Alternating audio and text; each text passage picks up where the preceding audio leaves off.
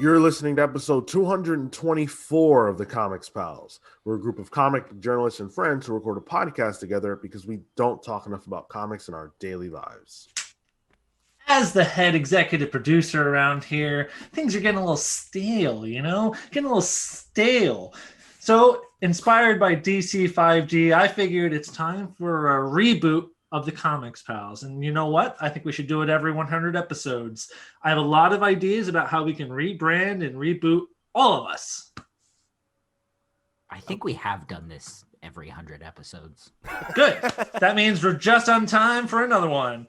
Kale, you used to be like this weird Egyptian god from space with wings. I don't like it anymore. You're going to be like an angel now with a little fire sword. What? Yeah. Okay. You know what? That's better than I thought it would be. Yeah, you did all right. Sean, you used to be brooding and kind of you would avenge in the night. No more. You're going to go campy. Instead of wearing black, you're going to wear blue. You're going to have a little sidekick who wears a thong. That's your life now. That's Will they be already. French? What's that? Will they What's be that? French? Oh, yes. Oh, okay. Then I'm Gotta in. be French. You'll never run out of things to talk about with that sidekick of yours. And Pete, let's go to you now. Okay. You used to be the cool, vibrant one with all the different colored hair. You're going to die in our upcoming Crisis event. And we're going to Great. recast you, basically, with a cooler, younger Zoomer version of you. Awesome. Sounds great. You're done. Cool. All right. It's been a good run. Later, boys. Peace. Next week, everyone, we'll have Paul on the show. Paul. Oh. You tried really hard with that one, huh? The Zoomer named Paul. So, yeah, that'll be our Pals 5G. And Marco's just written out. He doesn't even get replaced. He'll come along later in the reboot. Don't Okay. worry. He'll be like a robot or something. So then my question is, when the next 100 reboot comes back along, am I going to get drug up from the grave but I get a new costume or something? Or Yeah, we're going to have like a weird Heroes in Crisis moment between you and Zoomer Paul. okay, cool. It's going to be real awkward. We're going to find out he's my nephew or something. Sounds great. Yeah. You're both going to have PTSD. It's going to be great content for our Awesome. listeners. Okay, cool. I'm glad to see it. Let's go. Because everyone liked Heroes in Crisis, or as we'll call it, Pals in Crisis. Pals of Crisis. I feel like this podcast is in crisis with this bit right now. Well, then, allow me to save it by welcoming you guys to the show this week. We are very glad to have you on board. We've got a lot to talk about this week. How about that WandaVision episode, right? No spoilers, of course. For that, you're going to have to head on over to our episode of We Watched WandaVision, where we do discuss all of the major happenings, the exciting stuff that happened in episode 5 of that show. So head on over to We Watched WandaVision for that. On this episode of the Comics Pals podcast, we're going to be talking about some new details behind Infinite Frontier, number 0, some surprises. We're going to be talking about BRZRKR and just how many copies the Keanu Reeves I wanted to play Wolverine, but I couldn't. So here's me as Wolverine kind of in a comic has sold so far to retailers. A new life story, a new series in the life story franchise started by Chip Zdarsky from Marvel. And some questionable material in this week's Immortal Hulk that has Marvel and artist Joe Bennett saying some mea culpas. So that's all we're going to be talking about. That and more this week on the show. If you guys want to find us all over the internet, make sure that you guys are following us on social media at the Comics Pals. Whatever podcast hosting platform you choose, make sure that you guys are leaving us a review, a rating, whatever it is on that platform. It's very helpful. If you want to write to us, you can do so at thecomicspals@gmail.com. If you're watching this on YouTube, make sure that you guys subscribe to the channel, hit the notification bell, leave us a comment, like the video, and share it with your friends. All of those things are free to do, and they help us out a lot more than they cost you. Also, join our Discord server. Come hang out with us. We're always having fun conversations over there. Right now, on our TV channel, where we talk about television shows, every comment is a black bar for spoilers Bars because all the way we're down. only talking about WandaVision and we can't say anything at all, right? So come hang out with us over there. Awesome conversations. I'm sure you won't regret it. And you might even get to see me kick out a troll every once in a while. Boy, Yeah. I wish that you two could have been part of that. That was buck wild. Dude, it's so funny because a bunch of people came in after everything went down and were kind of like, oh, I'm sorry, I missed everything. I was reading it like as it was that's right, happening, and like right before they got banned and everything got deleted, I was caught up. Like seconds before. It's like I caught it's like when the last episode of a TV show is coming out and you're like, I'm just going to catch everything right before it's over. That was me. I got all the drama. It's like a WandaVision moment. Sean just kind of rewrote reality within the Discord. He's like, what troll? She-Hulk. That was the name of the troll was Sensational She-Hulk. Yeah, so it's been an interesting week. Lots of fun stuff going on. But I want to talk about rumors. You guys want to talk about rumors? Sure. The Fleetwood Mac album? No. Love it. The Umbrella Academy character? No. I don't have a third one. Oh, you guys are lame. So Hey, they did their job. That was all me. I want to talk about rumors in the comics industry. Now, as everyone knows, Brian Michael Bendis is going to be taking over Justice League with issue number 59. And he's got an interesting team. On that team is a character that we know as Black Adam. Right. So this week's rumor comes from Bleeding Cool, and they say... The Rumor Factory. Yes. They say... Oh, what? You're leaving us in suspense.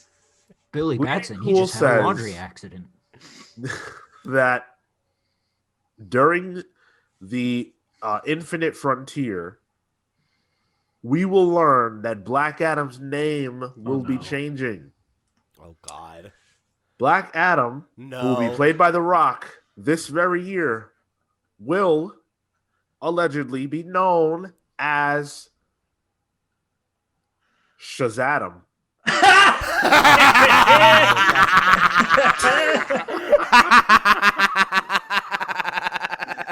You know, did they do like the fusion dance or something? You know how like Goku and Vegeta become Gogeta? Yeah. Is this the fusion dance? Vegeta, put it on! You have to do it now! Don't tell me what to do. Oh, my God. Can you believe it? Unbelievable. In a Yeah, Bendis I book? can. Yeah. Is it bad, Sean, that when you said you brought up The Rock, I was like, is he going to be Samoan Adam? I really thought you were going to say his name was going to be like Black Rock or something. And I was like, his oh, name to God, please Dwayne. tell me it's not that transparent. Rock. And then you said Shazam, and I was like, wow, that might be worse. It's awful. Shazam sounds like a brand product or something, like ShamWow, Shazam. No, it totally sounds like what you said, the Dragon Ball Fusion, or like that weird episode of Pokemon where it's like the Venus Toys. It just sounds like you just shoved two things together. I got my Shazam action figure here in my hands. So Bleeding Cool does have a bit of a reputation, and in the comics industry, they're kind of like the New York Post. Yeah, that's a good example. Tabloids. Sure. But they get a lot of things right. I'm not going to sit here in front. I think Bleeding Cool gets a lot of things right. And Rich Johnson puts himself out there for things that maybe he heard that were true when he heard them.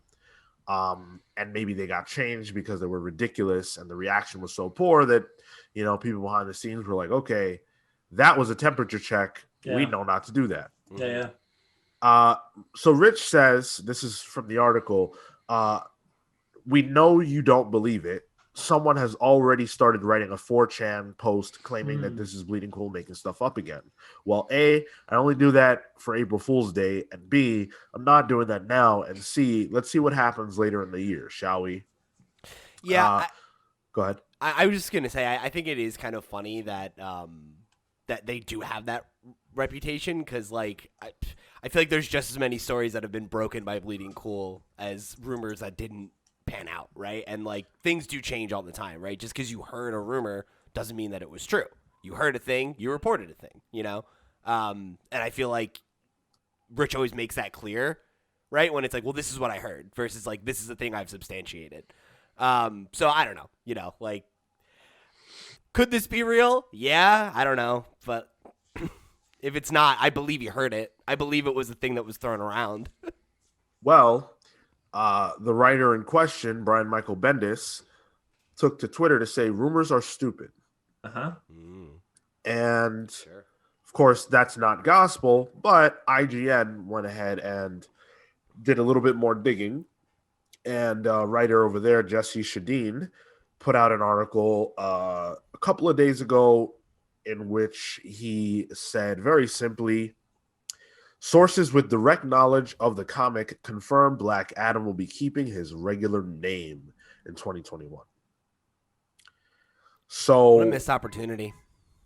So Rich Johnson was just happened to be in the bathroom while Brian Michael Bendis was taking a phone call, and he said Shazadam as a shorthand or some shit. And I love the idea that like Bendis is on the phone and he's like, Shazadam, that's a terrible idea, and Rich Johnson's like, oh yeah, baby. that's like his script shorthand. That's some Instead of Shazam, it's Shazadam. That's some weird pillow talk. Shazadam. Shazadam. Sounds like a Viagra pill. At Bendis' age, is what helps keep him writing like 20 comics at a time. Oh, geez. It's DC's new Bendis branded diet pills. You want to stay up all night writing the hot new comic line? Get you some Shazadam. Shazadam. Gotta have my Shazadam. It's good. Well, we don't have terribly long to wait. March 2nd is when Infinite Frontier will drop. And it's alleged that in that book, we will see this name change. So IGN saying it's not real. Bendis going on Twitter and saying rumors are stupid. We'll see what happens. For what it's worth, If it's real. we do need to see more fusion in comic books. Agreed. Speak to that. Well, we only had one example I can think of from like the 50s, composite Batman Superman, where he was like green Batman Superman. How about we actually just start fusing characters every now and then? That's what they would do with the Amalgam comics. I was gonna say, I love that. Yeah, Dark Claw. Come on. Well, why not actually do it with your characters within your universe? I see Black what you mean, Panther, Black Captain Amalgam. America. Let's go. Black Captain. Black Captain. Black America. Captain Captain Black. Panther. Captain Black. I like that. Captain That's Black my Halloween actually. costume. That sounds fucking dope. Actually, that's a hard ass name. Instead of having the like American shield, it's a Wakandan shield. America already sold the vibranium, so fucking, they don't need to appropriate that. Take it back. Remember when Alright. Cap had the Punisher outfit with the you steal that shield. There you go. I like Punisher's it. already kind of trying to fuse with everyone. He was Captain America for a little bit. Frankenstein. Yeah. What other Say combination? Frankenstein? Yeah, he was Frankenstein for a minute. The Punisher Yeah. was Frankenstein. Oh, he was Frankencastle. That's right. He's also Yes. been Ghost Rider. Punisher's been Ghost I mean, Rider. that makes a lot more sense. Ghost Punisher.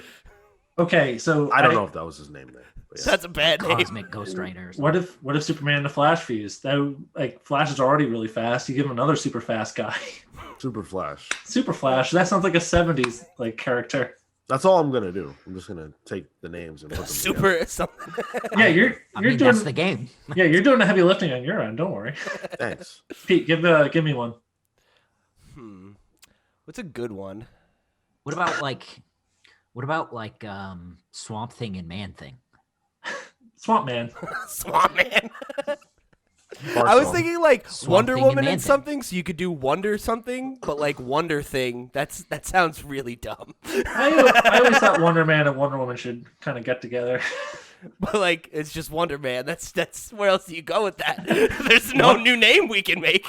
Wonder. Wonder Man. Wonder squared. Ooh. Man, woman. Why's the man got to be first? Woman Man.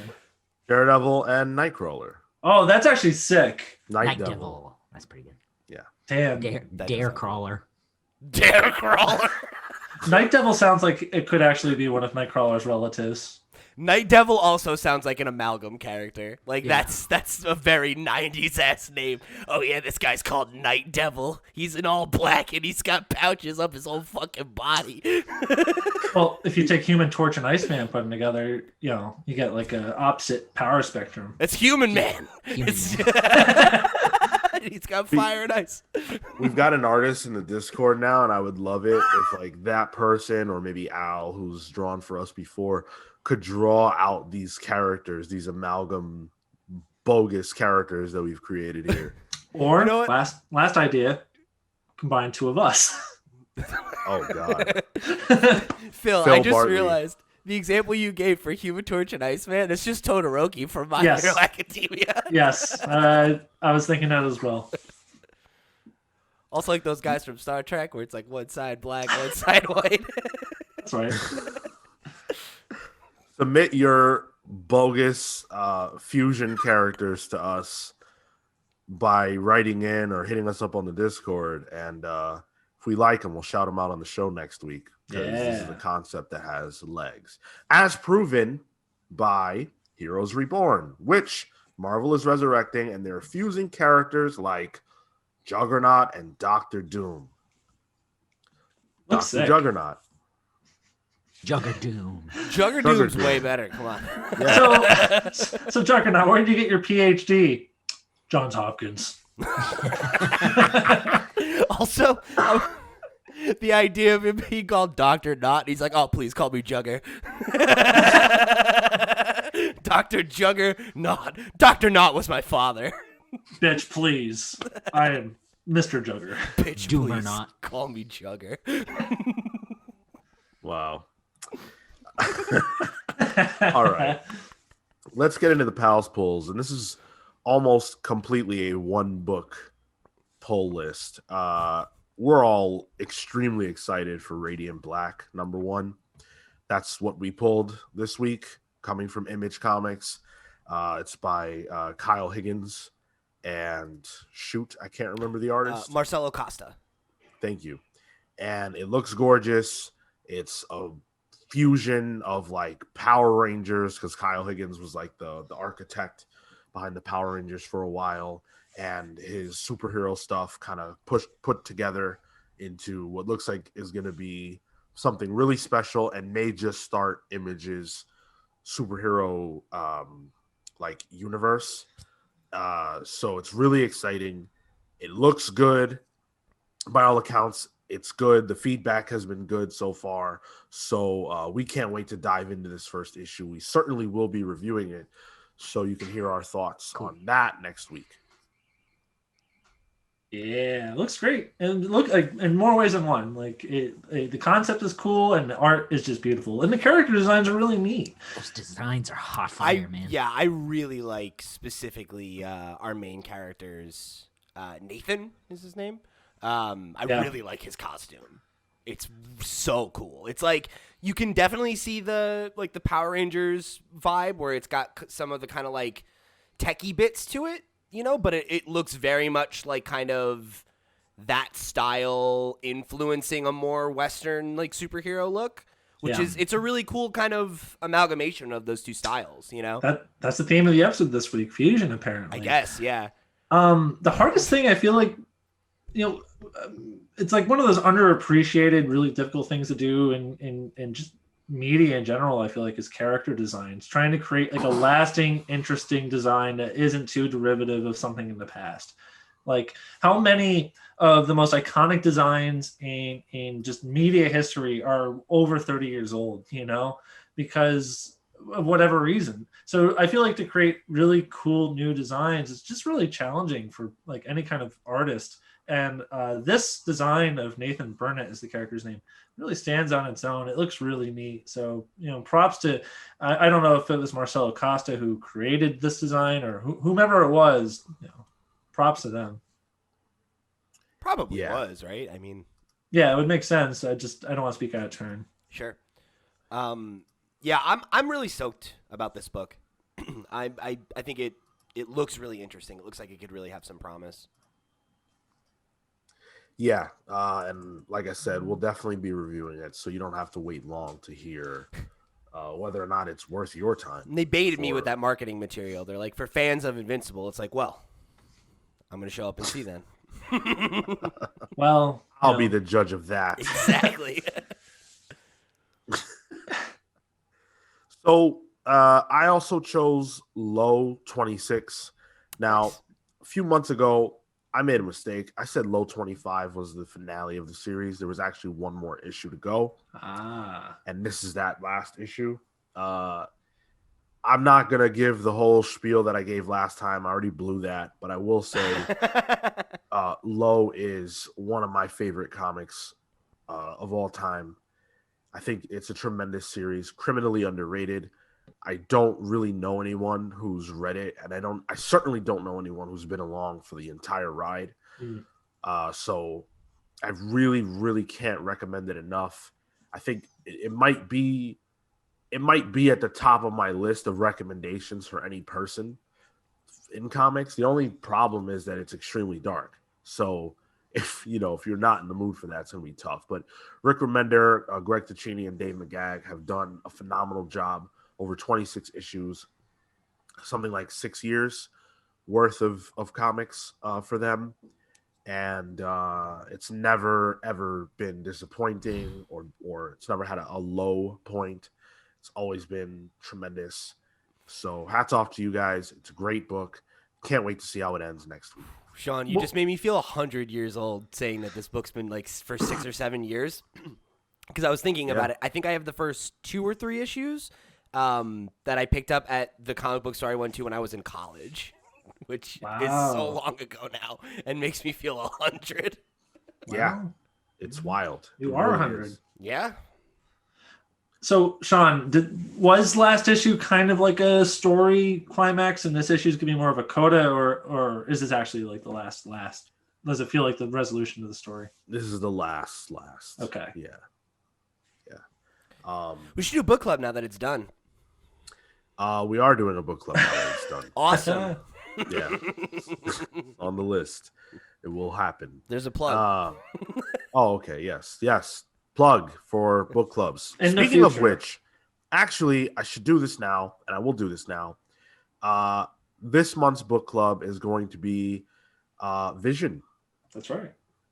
The highly acclaimed, critically acclaimed, commercially successful, reprinted, director's cutted, Tom King, Gabriel Hernandez Walter epic. Vision is going to be our book club for this month. Of course, we are doing this in response to WandaVision.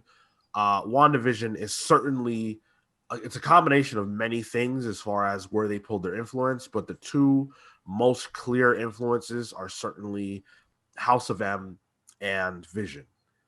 And so we're going to do Vision. We're excited about it. Hopefully you guys are familiar. If you're not, now's a perfect time to go pick that up. They actually just put out a very nice hardcover edition for it that has all the issues in it. So you can go check that out. And then join us on the last Tuesday of this month as we present our conversation about the book on our book club. Short read, too. Easy one to 12 push issues. through. Yeah. Nothing too crazy. Mm-hmm. If you've never read it, it's a recommendation, regardless of whether or not you buy it for our purposes of joining us for the book club. It's just a classic. So you should read it. It's something you're going to want to have in your library. And then the added bonus is that you get to have a conversation with us about it. So I would say this is the book that really put Tom King on like the map for everyone. Like Yeah. certainly there was like Omega Man and Sheriff, but like this is the book that like I feel like the entire comic book community was like, oh, Tom King, okay. I feel like it also retroactively made Sheriff popular. Yeah. Right? Well, sure. Yeah. I think it was still coming out though, but people were like, oh, I'm gonna go back and actually read all Yeah, this. it was like, oh, this Tom King guy. Yeah. Am I crazy, guys, or was that like the first book we read as a group? Am I crazy? Like even before the podcast? Am I crazy? You might be. Or the podcast. What do you mean? Maybe it was during the podcast. I don't know. I feel like that was the first book we as a group kind of like read. We did read it together. But I don't think we did it for the show. I don't think we did it for the show, but I remember when you all came to visit me in New Jersey, we went to the record store and I bought both copies. I had the first volume already and I bought volume 2 and we were reading it for our Tom King episode, I think. That was it. When we were looking at his whole library and everything and kind of talking about his career. Yep. And then we did a Omega Men book club over on the long box. Yeah. I guess it was The a short short box. box. But yeah. So again, Vision Book Club, end of this month. You're not going to want to miss it. Pick that book up if you don't own it. Excited to revisit it. Yeah, me too. So let's jump into what's that? You want to talk about revisiting? That was episode 27 of the Comics Boss. Wow. Whoa, Year throwback. 1. So you know what? Don't revisit that. It's not going to be very good. That might have been when we found a groove, maybe. No. We're still working on a groove. I'm in my groove. So you know who's not in their groove? DC Comics. Safe to They say. are introducing the Infinite Frontier. We talked a little bit about that earlier due to the Shazam rumors. March 2nd is when we will be fully introduced to this new DC. What do they call it? The Omniverse now, or whatever it is. That's so lame. Yeah. So we're getting the Infinite Frontier number 0. It's going to be their one shot, similar to Rebirth, if you guys remember that, which basically just introduced us to the different corners and what we could generally expect with DC's heavy hitters. Yeah. And we've got more information now as far as what this is actually going to look like. So, first of all, we know based on an interview from Games Radar / Newsarama with Joshua Williamson that Scott Snyder and James Tynion are going to write like the story that's going to set the stage, right? They refer to it as a spine story. And then that's going to be drawn by John Timms and Alex Sinclair. And then Joshua Williamson will write the epilogue story with John Romita Jr., Klaus Janson, and Brad Anderson on various stages of art. As for the other stories that will be in the book, this is where there are some interesting surprises. So we're going to get a Justice League story by Bendis, Marquez, and Tamara Bonvillain. Basically, all of the stories here are intros for the creative team that will be coming on to the character or is already on. So, like, Batman will be done by James Tynion with Jorge Jimenez and Tamu Mori. So that's the creative team from Batman, right? Mm-hmm. Wonder Woman by Becky Cloonan, Michael Conrad, Aletha Martinez, and Mark Morales, and Emilio Lopez. Wonder Girl, which is Yara Flora, from the Wonder Woman Future State stuff. She's going to be now called Wonder Girl, and it's going to be Joelle Jones and Jordi Belair on that title, or on this story. Now this one is interesting. Green Lantern, Alan Scott. Ooh. By James Tynion with Stephen Byrne. So okay. In this story, Alan Scott is actually, well, he's gay. I think that's common for Alan Scott. I think that carried over from the New 52. Yeah, and he actually has a couple of kids as well. Mm-hmm. that's what I know about the story. I don't know any more details as far as what it's going to be. I think James Tynion getting to write that is pretty cool. And I'm actually into that. I'm excited by that prospect. Alan Scott's not a character that I really know much about, but I actually started to become curious about him during Doomsday Clock. Oh, yeah, sure. So I'm into that. Kale, I feel like you might like Alan Scott, right? Is that true? Alan, yeah, absolutely one of my favorite DC characters. You really gravitate toward those JSA guys. Yeah, yeah. They really, to me, represent the heart of comics as like a whole of like the golden age of comics. So yeah, Alan Scott is top of the list for me. He's always been kind of interesting in his role in like the Green Lantern stuff because obviously he's not a member of the Green Lantern Corps. He got his powers from a magic lamp because this is before the Silver Age of comics. But he's always been kind of cursorily related to like the Green Lantern Corps, you know, John Stewart, Hal Jordan, and all those guys. And I think it's his daughter, Jade, historically was a member of the Green Lantern Corps.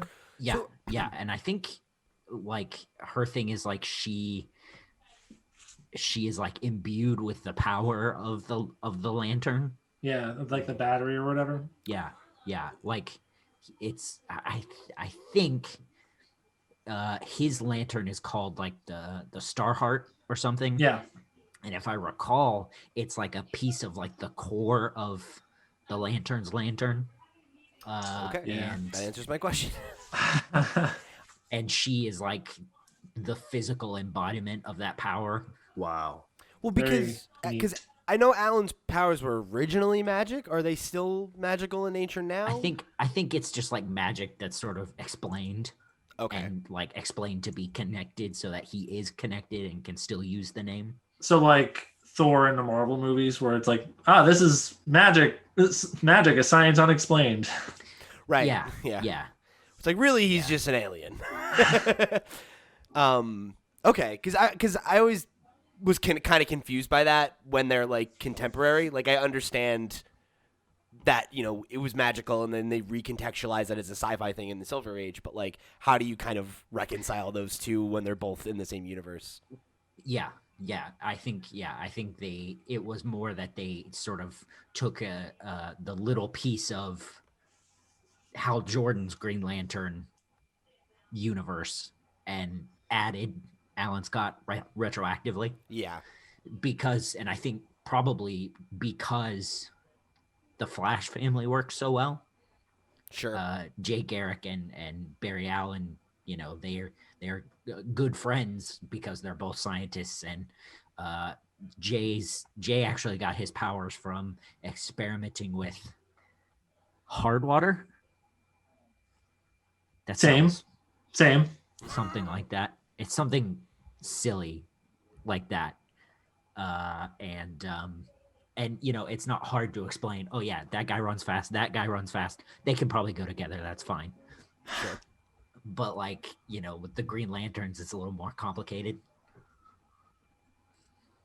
Yeah, especially if you don't want to just make him a Green Lantern, right? Like you want to maintain him having some kind of like unique element to the power, but still having a similar power set and a similar name, and you know, the same name. And you know, canonically, there are like even if you were to like try to make him a new Green Lantern, it's, you know, there was a Green Lantern at the time, Abin Sur.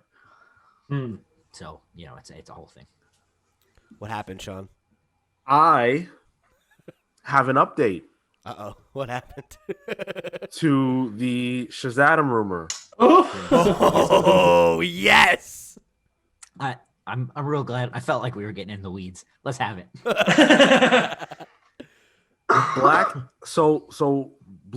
Bleeding Cool. Cool. Black and Cool. Black and Cool. They've obviously kind of been taken to task over this Shazam rumor, right? Yeah. And so literally just a little while ago, a few minutes ago, they put out an article basically acknowledging all of the people Bendis, IGN, Clark Bull, who's an editor for DC, all the people who made fun of them for this thing. And then a retailer who has read Infinite Frontier shared images from the book that literally show him being referred to as Shazadam. Yo, get fucked.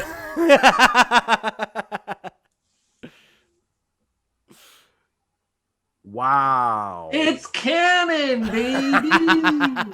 I love that this happened on the air, that we get to get the resolution of this in this episode. It's important to note that, like, you know, a rumor could not be true, right? But you can't always accept, unfortunately, when like the source of the rumor denies it, because it's in their, you know, they're gonna want to deny a rumor, so you can't always just say like, well, they denied it, so it's not true. Right. Yeah. Well played, Bleeding Cool.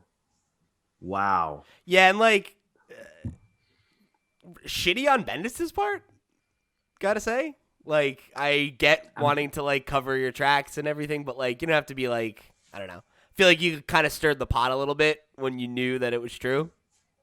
I mean, that's pretty standard move for rumors like Yeah. this. Like, For sure. So I'm gonna read just what's on the page. It says so. It's Set the It's- table for us. it's Superman flying over some civilians, and I guess there's some type of attack just went on, some type of battle, and he's arriving after the fact. And so the one of the people says Shazadam, and Superman says Shazam. Shazam was here.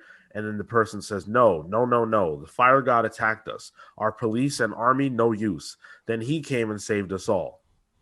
And then someone else said, the one with lightning on his chest. And then Superman said, Shazam. And then the people pull out their phones, and one says no. And they all show their phones, and you can see now what's on their screens, and it's Black Dwayne Adam The Rock saving Johnson. people. And then someone says, Shazadam. He has been protecting us all. That's so funny. so all of this is, it's not even like they're not changing his name. It's just like these people have these characters in this book have a mistranslation of the character's name. How dumb. I mean, that remains That's- to be seen, right? That's a vibe that I get. That's Sure. a possibility that it's like, it's not that he's Black Adam. It's that, or it's not that Black Adam is calling himself Shazam. It's that the people Right. don't know what to call him, so they call him that. Right. It sounds like a Bendis page. Yeah. This is a very Bendis move. Yeah. In that context, like it's stupid, but it's not the worst thing in the world.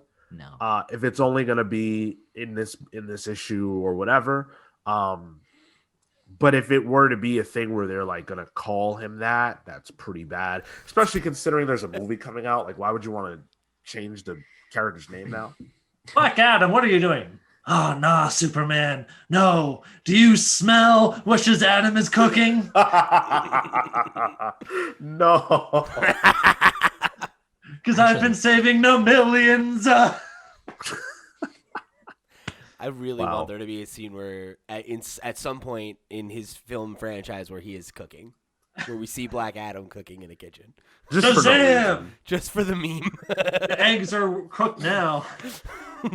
All right, so I'm glad we're able to wrap that up here. Now we know Shazam is a real thing. So for all of you who were prepared to blast Rich Johnston over at Bleeding Cool for his misinformation, Well, I don't know. That feels like a stretch. What? He was right. He was Like, he right, yeah. reported the facts. He reported that someone called him that.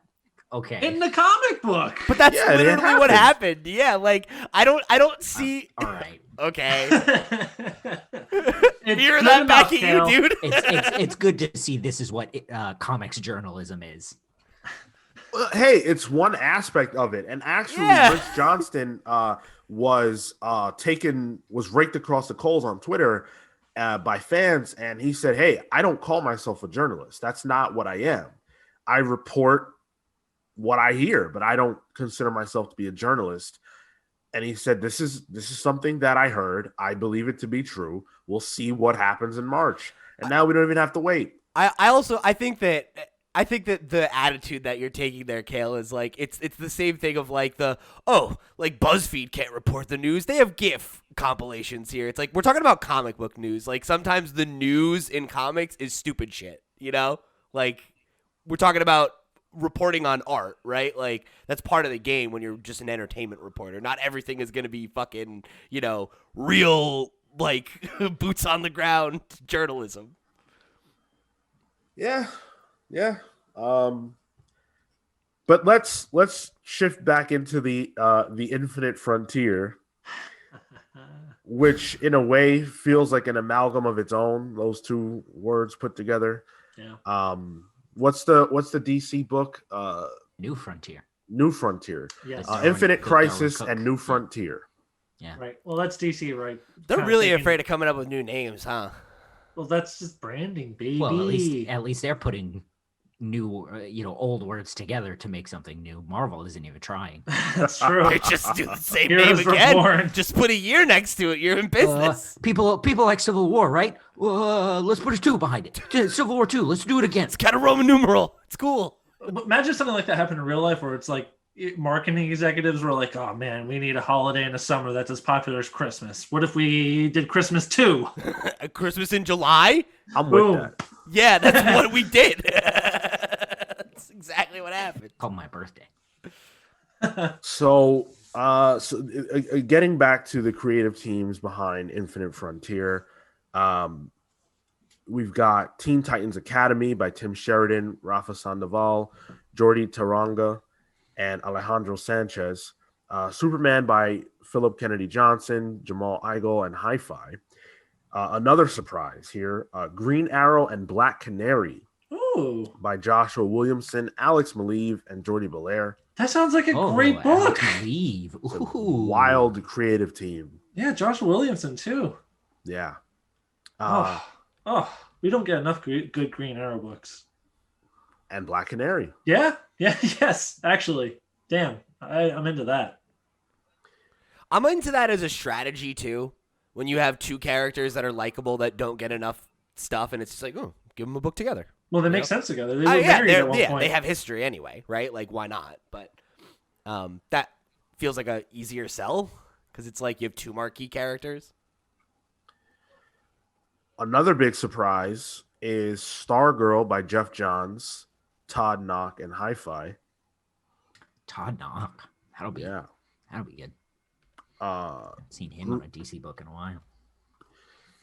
Green Lanterns by Jeffrey Thorne, Dexter Soy, who is the man, and Alex Sinclair. That's a must buy because of Dexter Soy. I don't even care who Jeffrey Thorne is. Respectfully. But I'm just here for Dexter Soy. And then the last one is another surprise, but it won't be meaningful to you if you don't know the history here. The Flash by Joshua Williamson, Howard Porter, and Hi-Fi. That's a big surprise because Joshua Williamson's Flash run is over. It's been over.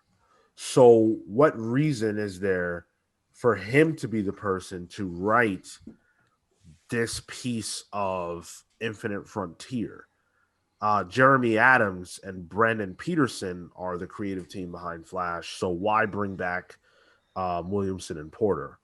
It's gonna be interesting to see what they have going on there. The Rebirth book, every story there was pretty relevant.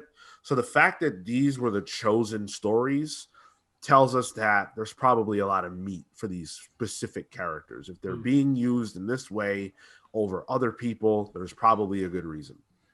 It is worth noting with Flash, of every character in DC, the Flash lends himself best to like multi-universal conflicts. So bringing back an old creative team could be a way to kind of transition into something different. Absolutely. Well, this isn't even an old creative team. This is like the team that literally just finished. Yeah, I mean, they can transition to the next thing, is what Yeah. I'm saying. Yeah.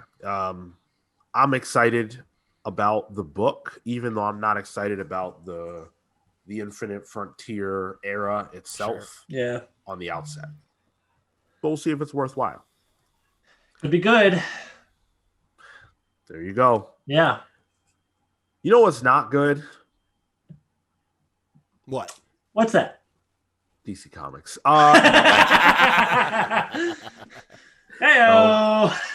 Not true. Ba-da-ba-ba. However, one Cy Spurrier of recent Hellblazer fame took to Reddit actually during an AMA to vent his frustrations with DC Comics. That is literally what happened. Wow. Yeah. So I'm going to read some of the things that he had to say because it's really criminal based on how successful his Hellblazer run was critically that they don't seem to have many plans for the guy. But let's dive in and let's talk about it. Let's actually let him talk about it and let's read what he had to say. So he said, "My stupid effing mistake, colossal effing mistake, was to assume I was still living in the 90s when comics got at least a couple dozen issues to flex their muscles and find their fullest audience before anyone even quibbled about profitability. Obviously, I have to be circumspect about detail. I am indeed working on a couple of new projects with elements of my Hellblazer creative team. Probably more on that later. As of right now, these projects do not include more Hellblazer. Yes, I'm grumpy about that too. Aaron Campbell, who was the artist from Hellblazer, and I continue to work together. We hope to have something to say about that soon. And if there's ever even the slightest chink of light that leads us back to John, you can be sure we'll take it." He then goes on to talk about what he wanted to do in Hellblazer with the Constantine character and stuff like that, but there's no reason to get into that. He says that Metron is the best DC character. He talks about some of his Green Lantern plans and the things he wanted to do there, and then this is the big money piece here. He was asked why he's not writing any DC Comics mainline universe books. And he said, "Honestly, no idea who to harass for such things these days. There have been such huge earthquakes within the DCU editorial community, so many excellent people who have lost their jobs, and I haven't yet had the chance to figure out who's where. I confess to being a smidge butthurt after the Eisner-nominated Dreaming and my Hellblazer run, which was the single best reviewed comic by aggregate on U.S. shelves for 10 months in a row, that nobody approached me to contribute to the awesome new stuff going on in the DCU right now. I tried on several occasions to contact editors without much luck. The charitable view is that everyone over there was so busy and stressed, I slipped through the gaps. The paranoid view is that I pissed someone off somewhere up the line. Who knows? I did have one very cool project lined up to go. This was even before Hellblazer went down the tubes, but that all fell apart at the last post around the same time Didio left the building. Honestly, I have no idea what happened. As luck would have it, Marvel came along with a couple of projects at just the right moment, and my incredible editors at DC Black Label continue to see me write. So it's all okay. Long story short, I'd absolutely love to do some more DCU stuff, and I have more huge ideas than you believe. But wanting and getting apparently are not the same thing." The last piece that I want to pick apart and then we'll comment is he's speaking on the state of the industry, and he says, "Give me a forgotten IP and let me loose. That's exactly why Swamp Thing is as big as it is. Sandman too, to an extent. Sadly, the days when that was a sensible approach to making comics are behind us. Now it's extremely rare that a company will greenlight a series about which they can't make at least some educated guess regarding its sales. Big character names or big creator name or both. Welcome to the direct market. I keep hoping the digital market will reverse that trend, make things more experimental, open up more opportunities to catch unforeseen lightning in bottles. We're getting there, maybe. So that was the extent of what Cy Spurrier had to say about his experience with DC. And it's pretty sad. We've talked on this show about DC kind of pulling away the big money contracts and seeing some of the creators who are at the top tier, jumping ship. You would think that would make room for a guy like Cy Spurrier, who actually has had quite a bit of success, but that's not the case. What do you guys feel about DC kind of not pulling the trigger on Cy, leaving him on the back burner, and what that might mean for what they think of him or just where they're at as a company right now? I think the two most likely scenarios are probably the two that Cy laid out, right? Where it's either that Cy did something that pissed off somebody who, that he's not even aware of, and it is this kind of like he's burned with them for some reason that he doesn't know, right? For whatever reason. That happens all the time. I think the more likely scenario is probably the other thing that was laid out, is that with the reshuffling of the deck chairs on the Titanic that has been going on at DC Comics for the last, 6 to 12 months, arguably longer, that, people who were champions of Cy's work aren't there anymore. Or, that a book like Hellblazer that is critically successful but not necessarily selling as many copies as, some suit thinks it should in its first X months. It's not, and it's one of the things that gets the axe, right? We saw a lot of titles get the axe from DC recently in them trying to tighten the line and, have a more streamlined offering, really, right? As they kind of change their strategy overall.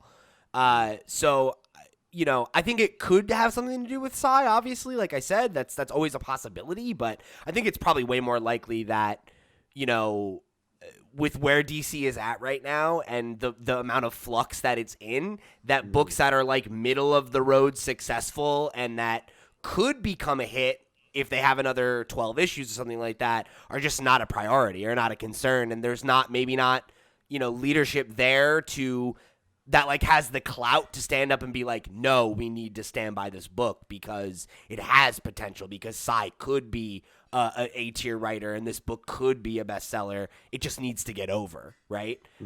If that book had kept going, it probably would have gotten over, right? It was a really, really critically well-received book. And we see that a lot with series where, their first couple issues, they don't sell that well, but then they get attention. And then people retroactively jump on board and come on for the next arc, and then it finds its audience, right? Happens all the time. But you need editors who believe in the book and are willing to be like, it doesn't matter that it's not making money right now. Give it time. So the perfect example of what you're referring to is actually a very recent one, that being Immortal Hulk. Sure. Al Ewing did not anticipate that he would get more than, I believe it was 12 issues. Maybe it was 6 or 12. He spoke to that in our interview with him, actually, which you can go check out. But it took off, and he kept writing in endpoints where it's like, okay, if the book doesn't sell well, we can end it now. If the sales fall off, we can end it here. But the key difference was that I recall when that book was first kind of getting rolling and the hype train was starting, that I read interviews by Tom Brevoort saying, you guys don't even know what you're in for with this. Like, this is going to be so cool, and it's a unique concept. We wouldn't even necessarily greenlight a book like this if it wasn't for how special it is. And that made me go, oh, all right. And I don't feel like you really see that a lot from DC. Who's the voice? Yeah. Who's the person from DC that speaks and when they speak, you listen, or, their voice allows you to feel that excitement. I feel like to an extent you had like a guy like Dan Didio, who, whatever you think about him, was the front facing person. Sure. Now DC does not have that. And so it's harder, I think.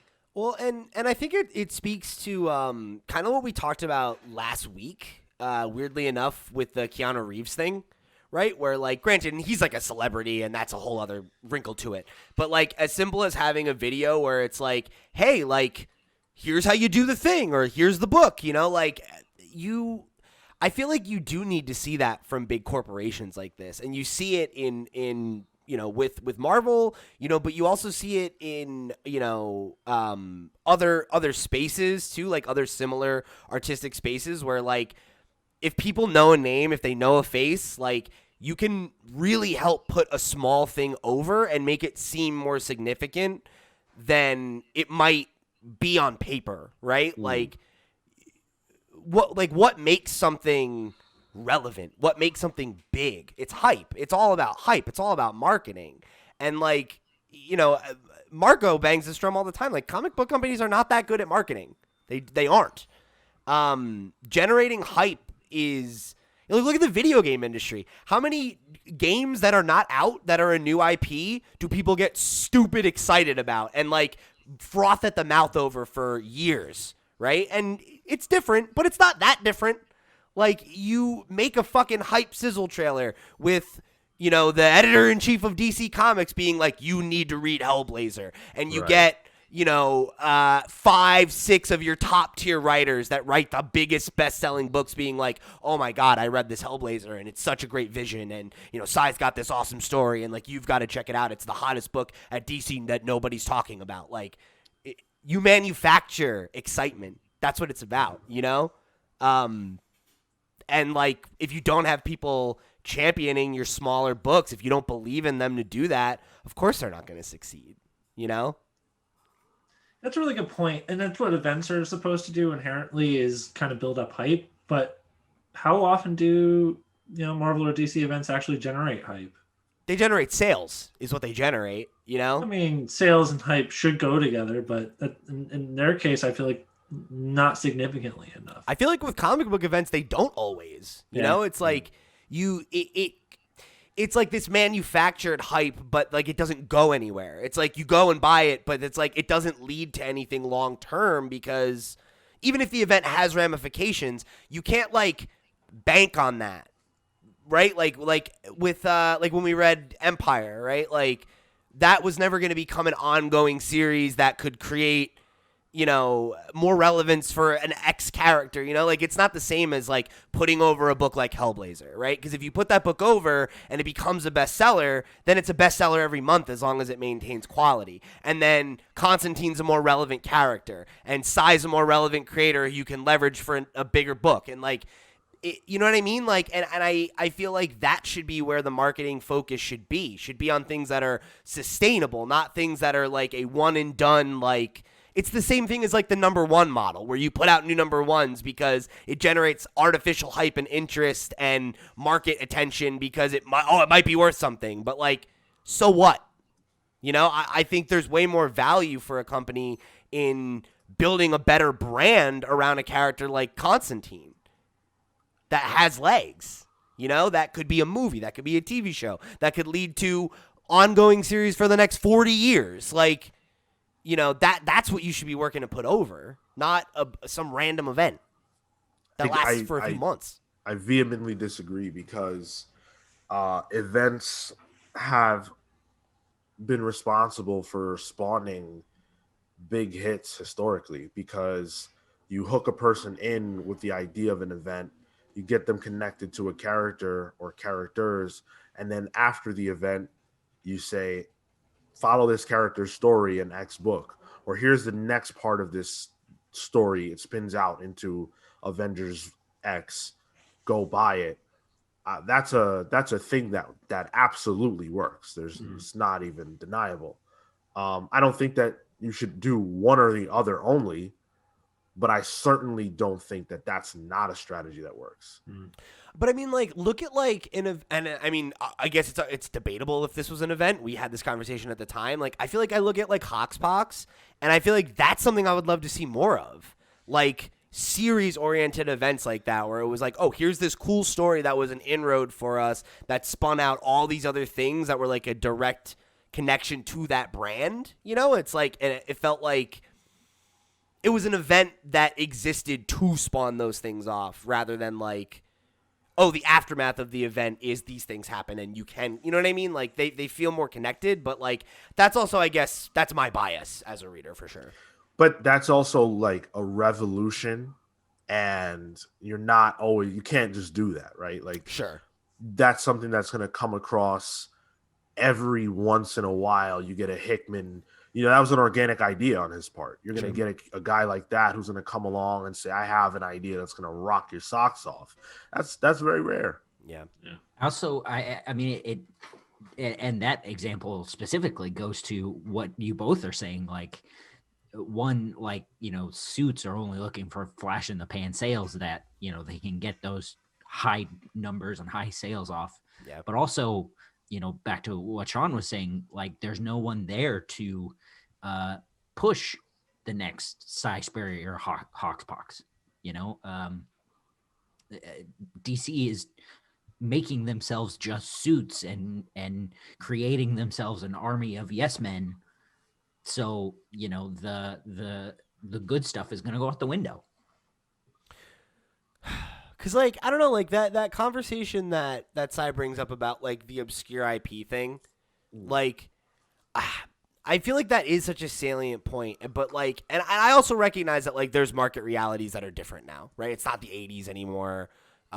It's not maybe as easy to bank on like an obscure character and like just give somebody the reins and see what happens, so I'm not gonna like maintain that illusion. I know that it's not solely just that issue that Kale laid out there, but like I do think something like that could have been an interesting way to like give a bump to a book like Hellblazer that has critical acclaim but like needs an inroad from more people to jump in, right? Is like maybe like a Hoxpox style event where you give somebody like Cy, who's got this book that is critically successful but needs more exposure, like the ability to do like a smaller, more contained event, but like have the freedom to roll in more popular characters like Swamp Thing or or maybe even some of the more like A-listers like a Batman or a Superman or a Wonder Woman or something like that, and like I don't know, like try to drive that attention to those books that have that potential, but are just not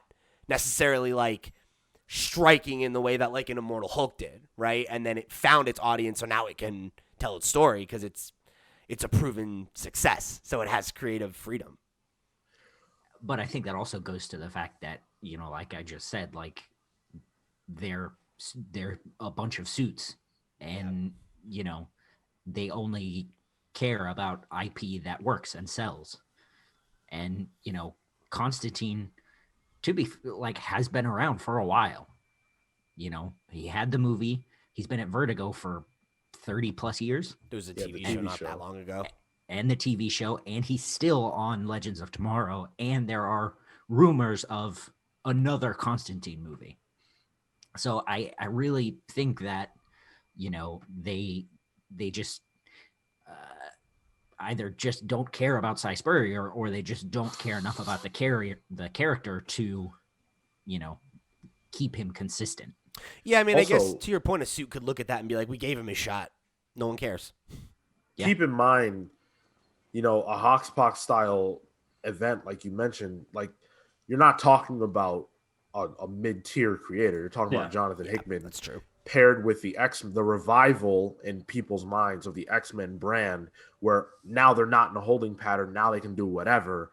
That's bank in anybody's brain, right? Yeah. And Cy Spurrier's fucking not X-Men. Hickman. Yeah. They gave Hickman. You're not talking about anything obscure. There's nothing obscure at all about what I just said. You don't get Jonathan more. Hickman, X-Men. It's not, You couldn't have more of a slam dunk scenario than that, honestly. Yeah, you're totally right. Yeah. They gave him the keys of the kingdom. I mean, when it comes to like, he's like in charge of a bunch of different creatives who write X-Men books. Like, he's the architect of that entire line. That's something that doesn't happen very often. Right.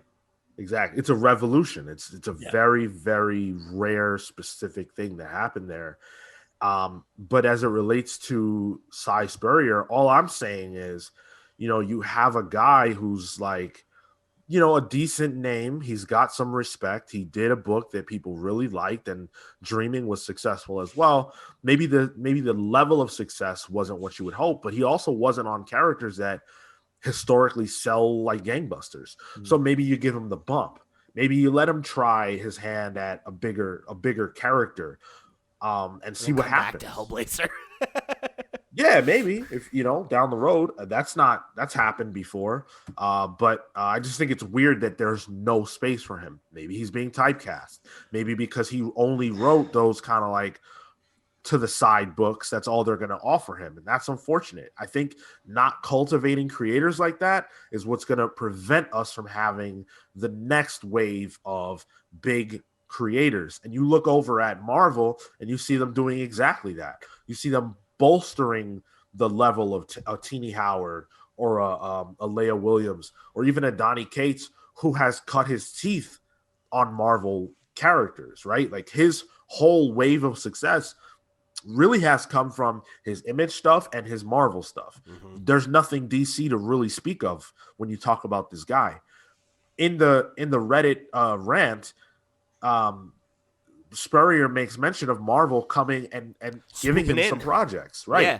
They keep doing that. He might eventually sign that exclusive deal, and then maybe in 10 years you're talking about the Cy Spurrier revolution of the Avengers. Yeah, right. I mean, the fucked up thing is and not even fucked up, I get. Like, I don't even mean it that way. Like, the smart thing, that's a brilliant thing for Marvel to do, right? If DC's in this pattern right now where they're not willing to spend more money, they're not going to offer bigger contracts, like, let them, like, just look, right? Look, Cy Spurrier had had their most critically successful book of the last 10 months, and they canceled it on him, and they're not giving him any work. Why don't we swoop in and make a couple offers and make a connection there, and then maybe we get him on an exclusive contract? That's fucking brilliant. It's like super, like, that's an aggressive way to lock down, like you've been talking about the last 2 weeks, Sean, like the next generation of A-tier creators, right? You make them. You make the next wave of kings and queens, DC is fine. Everything is good there, says the dog with the coffee cup sitting in the fire. So we're talking about success in comics, and there really isn't anything nearly as successful as what we're about to talk about. BRZRKR by Keanu Reeves. Vowel hater. Yes. Known vowel hater. Keanu Reeves. Can they afford vowels now, Sean? I think they can afford quite a few of them, in fact. I think if they wanted to buy vowels, they could buy many vowels, because BRZRKR has sold to comics retailers a very large number, to the tune of 615,000 copies. Wow. Can you believe it? No. I feel like one of those like 19th century miners that finds gold and have to bite it to make sure it's real. Are these sales numbers real? So just to add, so you understand what that means in comics, right? The main cover, the primary cover, outsold every single book that Boom has ever had, including except for Mighty Morphin Power Rangers, which outsold every book in 2016.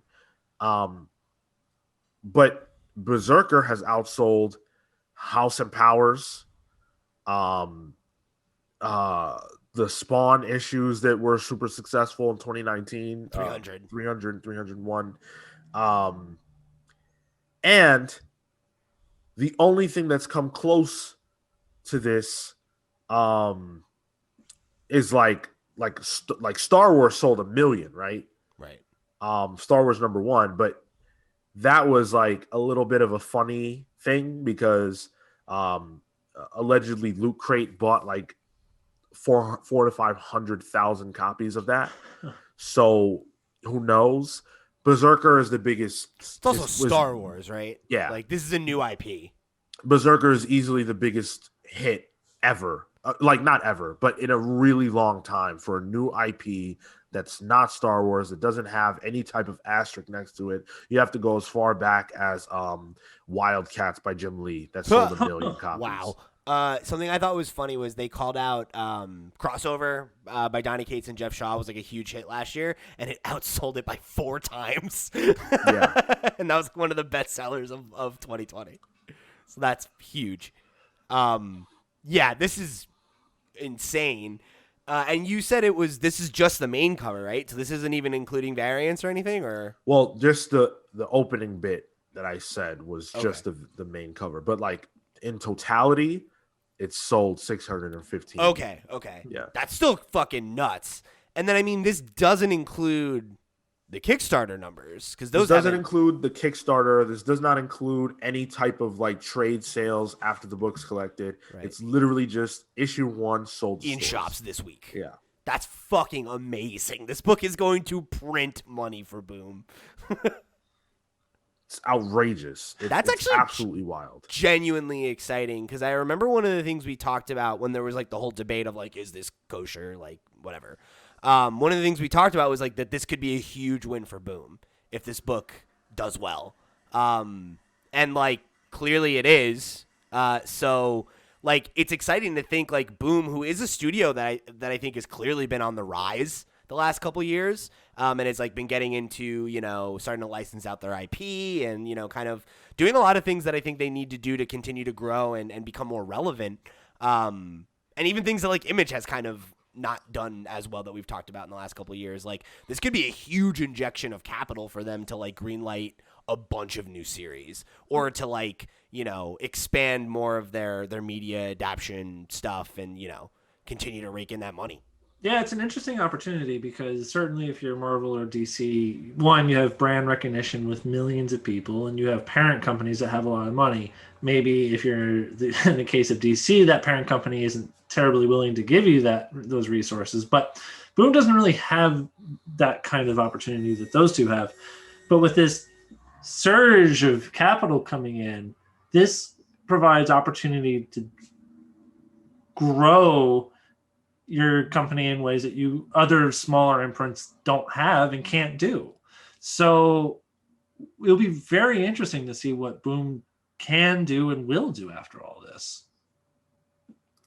Yeah, there's a lot of room for them to succeed off this. And you got to think, man, like Boom has had some major hits recently. They really have. They really, really have. And they're competing. Yeah, big time. They really have, more than even Image over the last few years, had the books that people are talking about, and also cultivating those talents that could use a push. A guy like James Tinian, you know, his big book is at Boom, you know. Mm-hmm. A guy like Tom Taylor, even his big books are at Boom. 5 years ago, those would have been Image books. 100,000%, yeah. Imagine a world where Boom in 10 years is the number 2 biggest comic book company. They might be able to actually afford Cale Ward. And I mean, the thing is like I don't necessarily see them getting that big, but they don't need to. Yeah, you know, they're comfortable where they are, and like they can continue to grow steadily, and like, you know, maybe dethrone Image, or at least compete with Image more directly, and like that's only healthy for us as readers. Hey, that's maybe gonna make Image try harder. Maybe they aren't comfortable where they are. Maybe they want to keep growing. Oh, I'm sure they do. They wouldn't be doing this stuff if they didn't, right? Like, yeah. But I mean, like, I guess what I mean by comfortable is that they're not in like a jeopardizing position, right? Like they're strong, they're healthy. They're not Titan. Sure.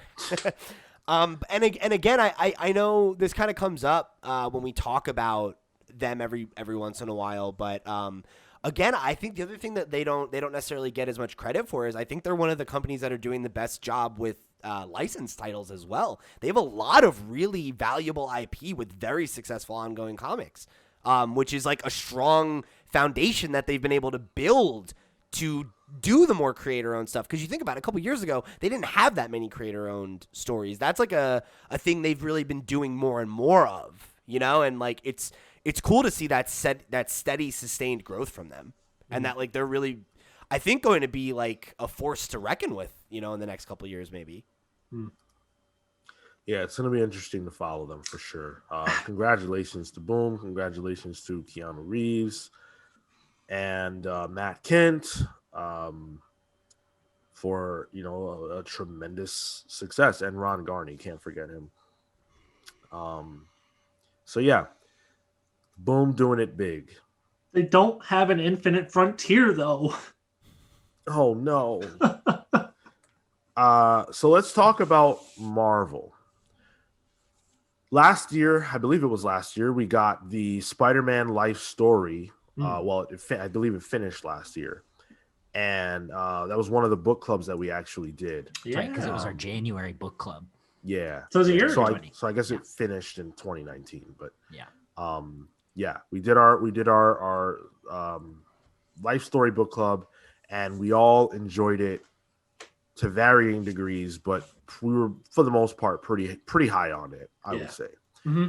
And so now Marvel is going to continue the life story brand with Fantastic Four, who I believe are a tremendous choice. Marvel Comics is going to be using this as a way of celebrating their 60th anniversary with a creative team that includes Mark Russell of Second Coming fame and Sean Isaacs, who's done some Fantastic Four, but also Avengers No Road Home.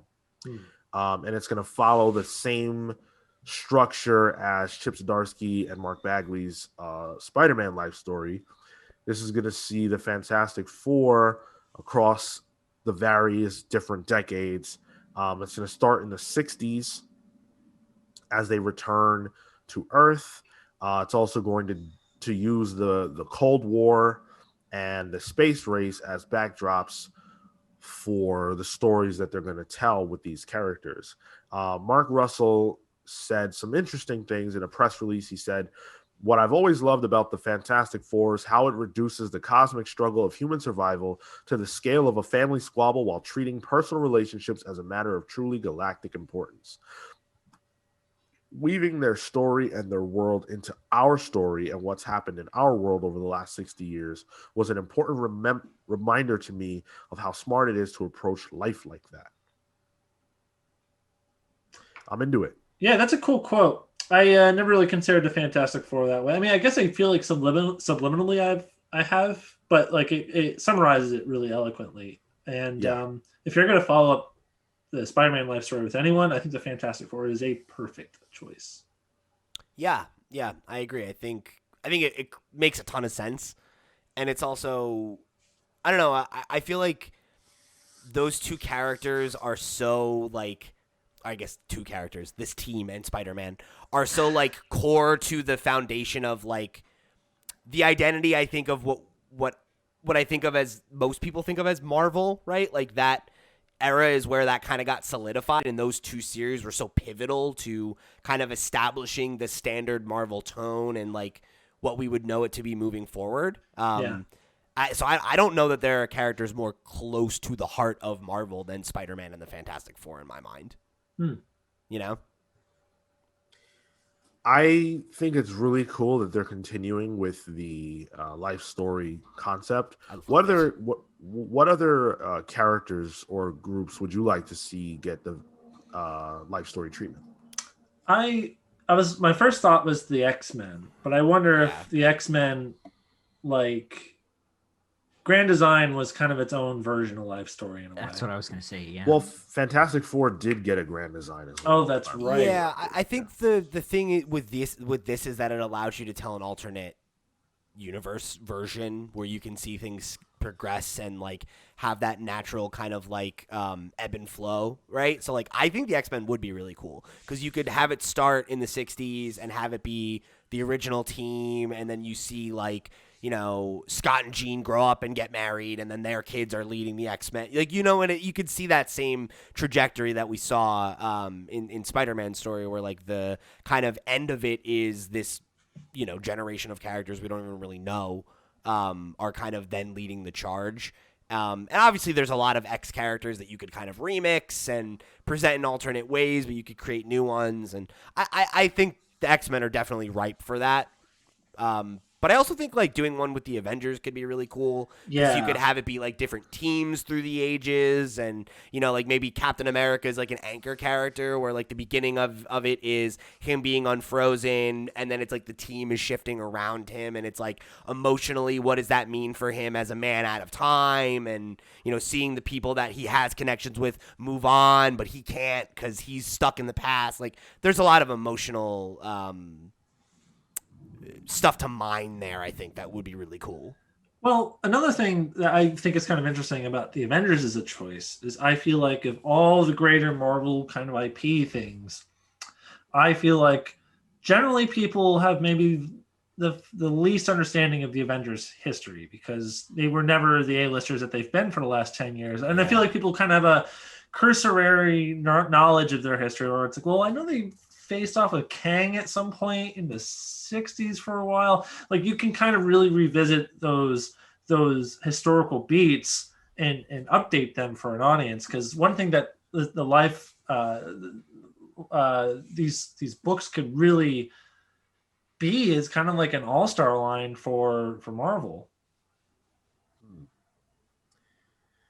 Interesting. Yeah, I mean, my answer actually was going to be Captain America. I think that there's a lot of interesting stuff you can do as America changes and his ideals sort of remain the same, and he becomes disillusioned, becomes nomad. You can address the Civil War. You can spin out of that and go in different directions. So I think that there are a few characters and teams that make sense to do this with. The only thing I hope is that they keep it to creative teams that are interesting, that have unique things to say. Mark Russell obviously has thought a lot about the Fantastic Four and what he wants to add, and just don't do it willy-nilly. Do it with a purpose. Yeah. If in 2 years we're talking, it's like, okay, this creative team we've never heard of is taking a shot at Tigra. Imagine. That'll get Sean's attention, though. That's true.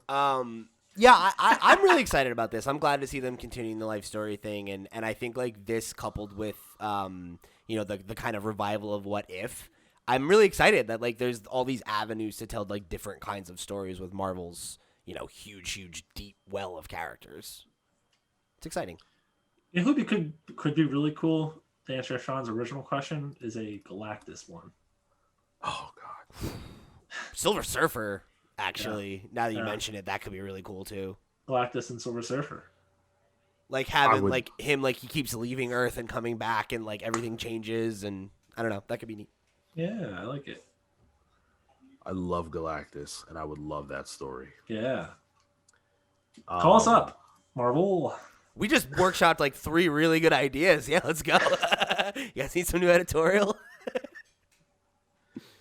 So, this week, things got a little bit weird at Marvel. We are in controversy territory once again. Ooh. This time, it is over Immortal Hulk, which we just talked about and praised. Now, maybe not so much, because there was some stuff in this week's Immortal Hulk that had people thinking badly about the artist behind it, Joe Bennett. So the first time I saw anything about this was from Comics XF rather, formerly known as the Xavier Files. On Twitter, they posted about the anti-Semitic visuals within this issue of Immortal Hulk, and they had a conversation about it, which they transcribed, I guess, and put into some images that they shared on Twitter regarding this issue. So it was after this that I saw the conversation around Joe Bennett and Immortal Hulk blow up, and CBR reached out to Marvel, Comics XF reached out to Marvel to get some type of commentary on what was going on. So before I read those things, I do want to share what exactly we're even talking about here. So in the issue, there's a jewelry store, and you can see the name of who owns the jewelry store as someone is purchasing jewelry. You can see the window pane in the background of this shot, and it's called Cronenberg's Jewelry. And underneath the word jewelry, I said jewelry, not jewelry. There's a Star of David that is drawn out. And so, of course, it is a very old stereotype that Jewish people own the diamond industry, and they own a lot of jewelry stores. Cronenberg is obviously a Jewish name. You might notice how close that is to Cronenberg. That is relevant, so keep that in your mind. But also, it's called jewelry, right? Now, Sure. That's pretty tough. That's really weird. So I'm gonna read Joe Bennett's response, and then you guys can make of it what you will, and we'll break that down. So he said on Facebook, I've been including references to famous horror directors to pay respects to the genre throughout the series, and in Immortal Hulk 43, I included a nod to David Cronenberg. The misspellings on the window were an honest but terrible mistake. Since I was writing backwards, I accidentally spelled both of those words wrong. I have no excuse for how I depicted the Star of David. I failed to understand this troubling and offensive stereotype, and after listening to you all, I now understand my mistake. This was wrong, offensive, and hurtful in many ways. This was a mistake I must own, and I am sorry to everyone who I hurt by this. I'm working with Marvel to correct this, and I'm using this lesson to reflect on how I approach my stories and my work.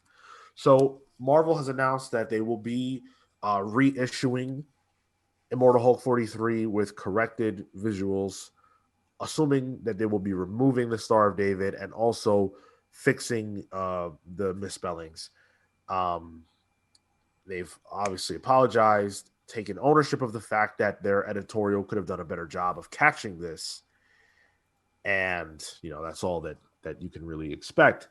So in light of this information, what do you guys make of this? We've seen this type of situation before.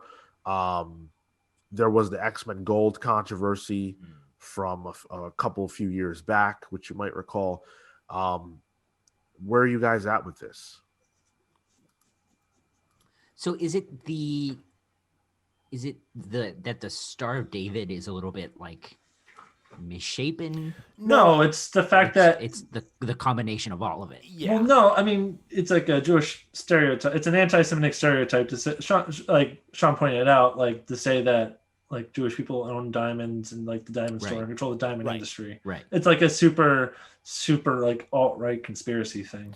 I think it's like you said though, Kayla, it's the combination of all of those things too, right? Right. Like Yes.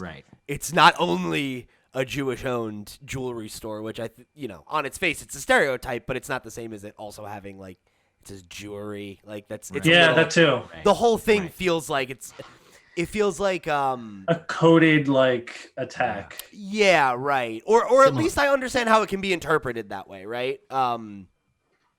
To answer Sean's question in terms of like where I'm at on it, like it's one of those things where it feels like it's one too many things to be nothing. But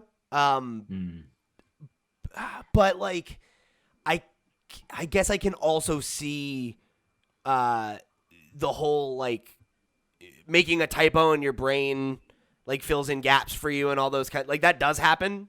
But again, like it feels like it's a where there's smoke there's fire thing for me. I guess the thing I don't quite gel with on Joe Bennett's part is like, what does a Star of David have to do with a jewelry store? I mean, if he's, if there's a mental connection there with the misspelling of jewelry, maybe. How many stores do you see that have like a Star of David outside? Really?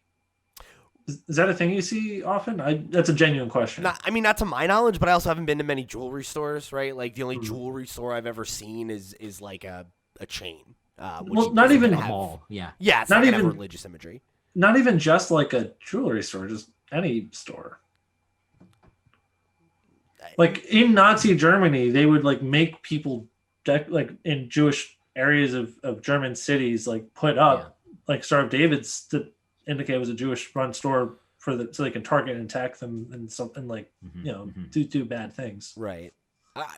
I can't speak to that element of it, so like I won't. But I think like to take it back to the the comment from Joe, right? Like Joe says like, oh, like I wasn't aware that this was like a harmful stereotype or whatever, but like he consciously made the decision to make it a Jewish-owned jewelry store and put the Star of David on the front. So it's like that feels like it. You know what I mean? Like that was a choice. Yeah. So like I guess my question, right, is if we want to try to give him the benefit of the doubt and assume that this isn't coded language or this isn't like, this wasn't intended to be a nod or whatever, that was him sneaking by something offensive. Why then?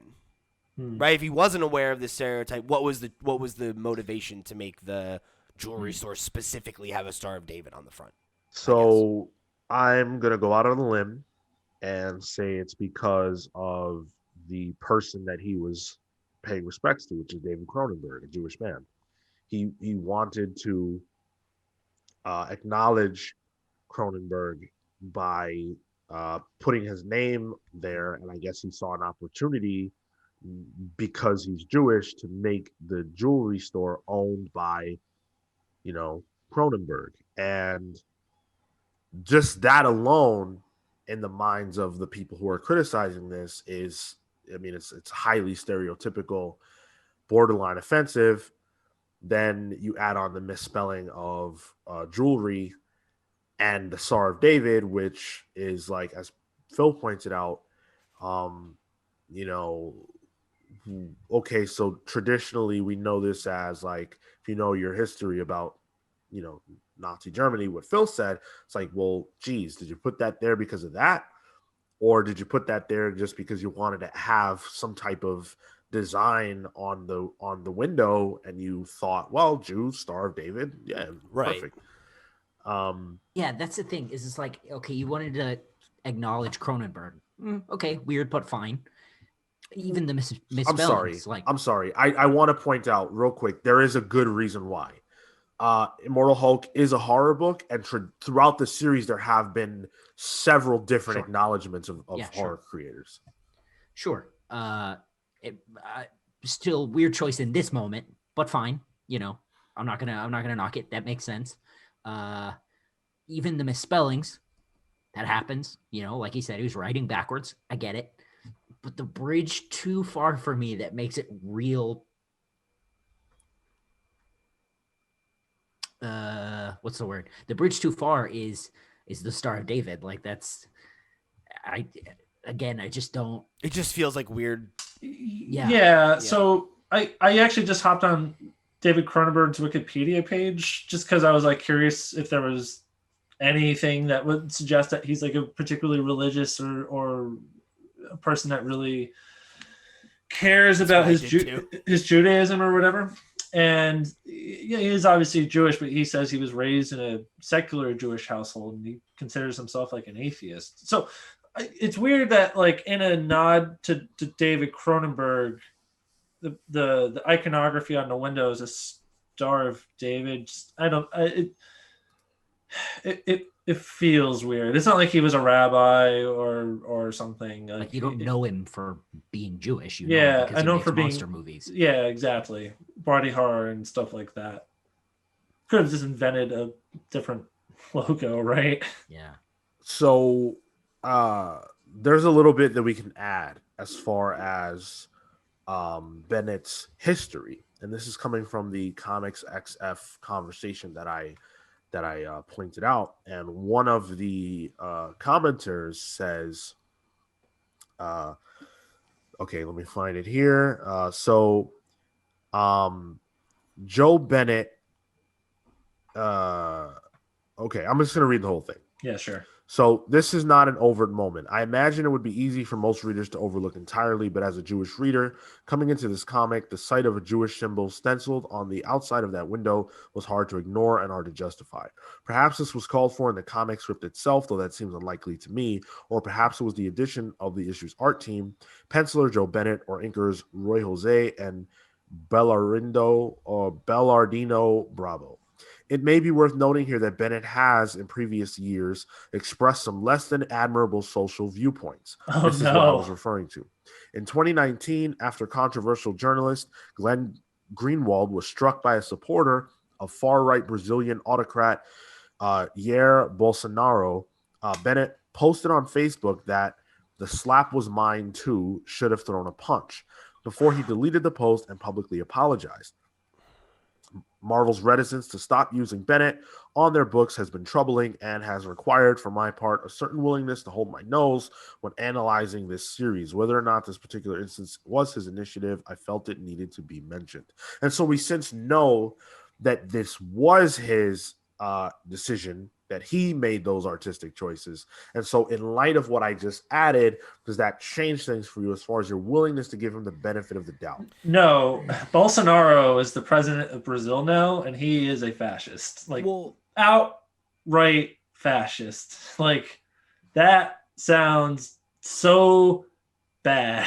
so my thing is, my initial reaction was already not good, right? Like, the sake of wanting to give him the benefit of the doubt was for the sake of this dialogue, right? Of like, well, here's how it could, whatever. I already felt like it was suspect. This just kind of feels like another thing that is like, okay, so clearly this wasn't just an accident, right? Like, I don't know. Yeah, well, at the beginning of this discourse, I was totally prepared to give him the benefit of the doubt. Just like as a person, that's like what I want to be able to do in life, is to give people the benefit of the doubt. Like, I can see how you would misspell jewelry on a window. That, like I was about to say, like, He this also sounds misspelled like Cronenberg, right? So it's like, okay, sure. it was like, yeah, maybe this is editorial oversight more than anything else. Like, I was trying to put myself in a situation where I'm like, oh, fuck. A typo made it into my book. Yeah. Yeah, right. And I could see that, but it's one thing too many, and then this is another thing too many. So it's like, the more you look at it, the more it doesn't pass the smell test for me, as I guess was what I'm trying to say, Yeah. Yeah, so I had a very similar experience with this information where I started off being very much like, oh, okay, fine. Like, let's everybody relax. You're talking about what amounts to a misspelling and, an error in judgment as far as the Star of David. Frankly, I didn't even notice the misspelling. When I looked at the image, Either. the first couple of times, I didn't even see it. It wasn't until it was pointed out and I read it that I was like, okay, that's not great. Yeah. But then I read his apology, and because even the news I just gave you guys about his what he said about Bolsonaro or whatever, I didn't even care. But when I read his apology, there was just something about the way that he said what he said. Because, all right, so for me, right, like, if we were talking about, I don't know, if he was trying to honor like Martin Luther King, right, and it was at a weed store, that'd be weird. Like if it was King's marijuana or something like that, Malcolm's marijuana, right? MLK's King's Exactly. tea shop. I don't know. King's Right. Kush. That would be so overt. King's Kush. That's real good. That's real good. That would Have a be dream. so overtly offensive. We wouldn't even need to have the conversation about it, right? Right. And so for me, that means, okay, if I could know that, if anyone could know that, if the general public would be aware of this, then you should know that the combination of all of these things together is a little screwed, right? Yeah. And it can be screwed without being malicious. Mhm. That Yes, happens. Totally. But because of the totality of everything together, and I just don't believe him. Yeah. I just don't believe him. And that's what it comes down to. And I would rather believe him than not, but I don't. Yeah. I just don't. It stinks. Like there's smoke to the fire. Yeah. And I think that's ultimately, you know, kind of how you have to address these situations. And I feel like, unfortunately, I think a little too often people like rush to be like, well, what if this? What if? And like try to like do the mental gymnastics to make it make sense rather than like looking at all of these elements together and being like, and you really think this means nothing? You know, like,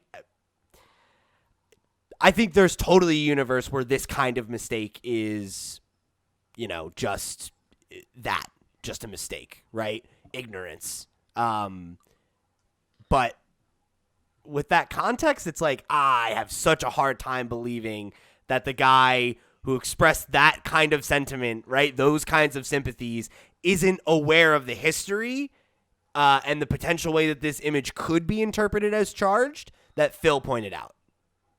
That's my take on it.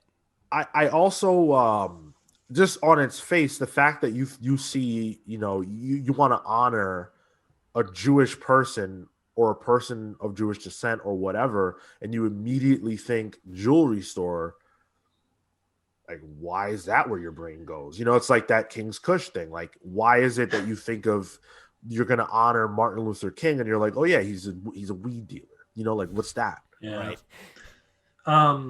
It's not great. it's like one thing if it's a Jewish creator acknowledging another Jewish creator and they put a Star of David, because there's like a cultural, like, there's a culture that you share. Or I think even if it was a creator, like if Cronenberg was like a prominently Jewish man, right, where his faith was very important to him and his work, and like he always wore a Star of David or something to the point where you could like associate that with him, that would even be a different thing, because then it would be like this is a thing that was a defining part of the man's work and I want to honor him, so nod to his faith, respect to his faith, right? That would be legit. That's not what this is. Yeah, like if you put a cross of Martin Luther King Jr., who was a reverend, like that makes sense, right? But the other difference here is job. Like Christianity as a faith hasn't been the subject of oppression for thousands of years. Wait, whoa! Christianity is the most oppressed. You're right. I'm sorry. 2021, man, come on. That's right. Christian nation is under attack. I'm so glad it wasn't me that made that joke. I'm sorry, there won't be a meme about it this week. I really almost did.